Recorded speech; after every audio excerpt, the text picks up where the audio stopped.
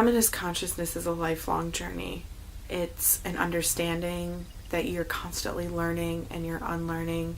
It's a process, a way of knowing, a way of living in many ways. And in the stories that you'll hear throughout this video, many people come to feminist consciousness in a multitude of ways.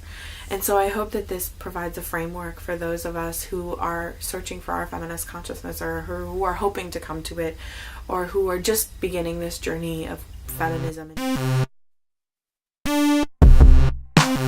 Feminism is not just, you take a BuzzFeed survey and you're like, do you believe that women should be equal to men? And then you say yes, and then you're a feminist. Like, I don't believe that. And I don't think that's all that makes somebody a feminist. I think there's much more to it.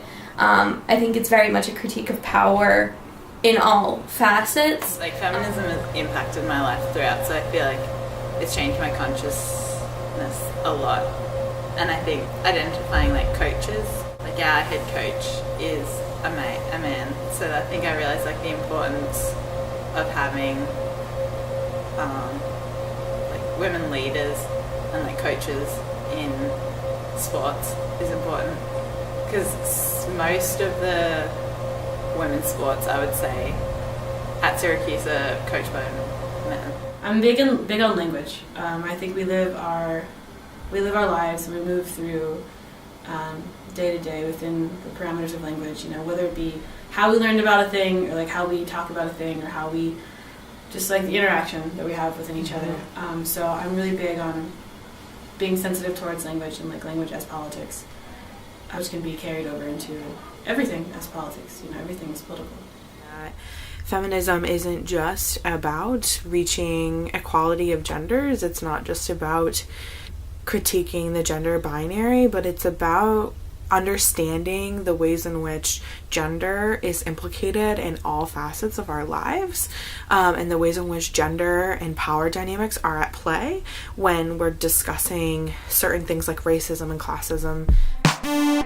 There comes a time when really the way that I interact with sort of feminism is through my writing and through my journalism. So I really like to make what I'm thinking about and what I'm sort of looking at accessible to people who maybe don't understand feminism or have preconceived notions of what feminism is. I am writing about the state, and I am writing about sort of queering feminist thought, and I do that a lot. But it all began in WGS 101, which I was curious enough about to take my first semester here. And there we really began to unpack what identity is and how it shapes your politics, or your personal politics. So that's when I began to learn different facets of identity, and then begin to locate myself within identity. So it's so deeply complex that we can't look at one angle and not look at another. We have to understand how these intersections come together and are working together, whether for or against a particular issue that we're fighting for. But no matter what, these issues are somehow connected to one another. And I think that framework is so critical, and it's so important to understand and really recognize as a society, as me as an individual, as an organizer, as somebody who is fighting for justice for all marginalized people and all groups. I think we can't ignore that, and we have to use that to our advantage in order to leverage our power and really work towards a more just society. From 101, that really changed how I thought about myself in the world. Like the first reading we did was, talking about white privilege and stuff like that. So identifying my privileges in the world, and then also where I'm not privileged, has been important in where I started out. Having a critical view on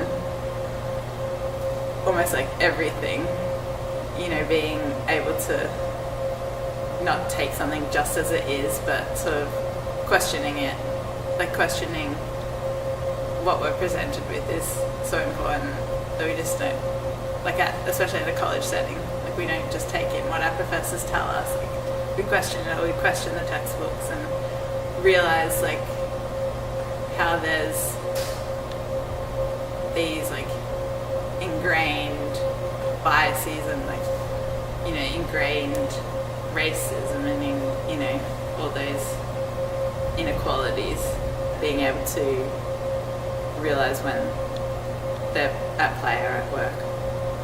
There's a time when we heed a certain call, when women must come together. Growing up in a predominantly white neighborhood, going to school with predominantly white, you know, white kids, and then being like often the token Latino or Latina, like I had to leave Texas in order to appreciate that as a huge facet of my identity. Not even being Latina, but being like Chicana, because Chicana is like a political sort of consciousness type thing.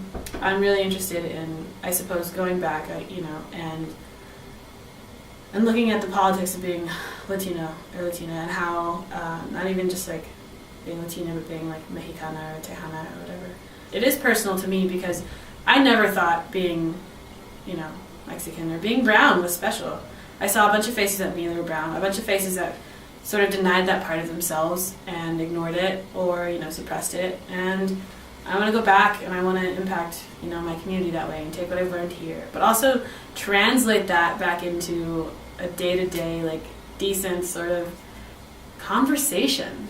And I think that's probably, if politics of being a feminist or something, that's probably someplace I struggle. Like I said, language is important to me, but the way that we talk about things here is not, it's a completely different language than like a day-to-day conversation on the street with someone, you know, or like even with children. And to me, I struggle with that because it's useful, but it's useless.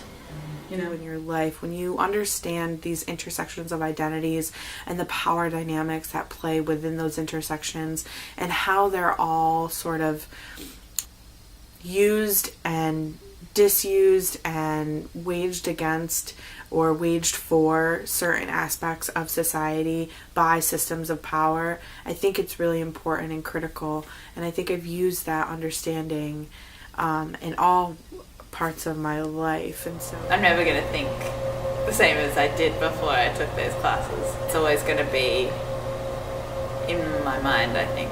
Once you become a feminist, I don't think it can really leave you, and I think it's going to be a part of my life in anything